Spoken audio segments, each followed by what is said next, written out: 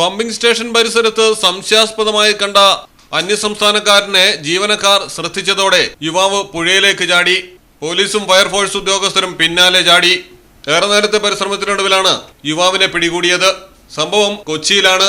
Aluva ജലശുദ്ധീകരണശാലയുടെ pumping station പരിസരത്താണ് Assam സ്വദേശിയായ 28-കാരൻ നിർമ്മൽ ബിശ്വാസ് ശർമ്മനെ ദുരൂഹ സാഹചര്യത്തിൽ കണ്ടത്. ജലശുദ്ധീകരണശാലയിലേക്ക് വെള്ളം പമ്പ് ചെയ്യുന്ന ഭാഗത്തായിരുന്നു ഇയാൾ നിന്നിരുന്നത്. ജീവനക്കാരെ കണ്ടതോടെ ഇൻടേക്ക് വെല്ലിന് സമീപം പുഴയിൽ മാലിന്യങ്ങൾ കയറാതിരിക്കാനായി തയ്യാറാക്കിയ ഇരുമ്പ് വലക്കൂട്ടിൽ യുവാവ് കയറി നിലയുറപ്പിച്ചു.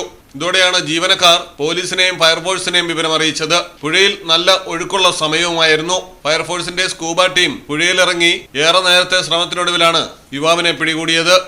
പരസ്പര വിരുദ്ധമായാണ് നിർമ്മൽ പോലീസിനോട് സംസാരിച്ചത്. മോഷണമോ മറ്റെന്തെങ്കിലും ലക്ഷ്യമാണോ എന്ന കാര്യത്തിൽ വ്യക്തതയില്ല. Aluva police petty case charge ചെയ്തു. മലയാളം ടെലിവിഷൻ, കൊച്ചി.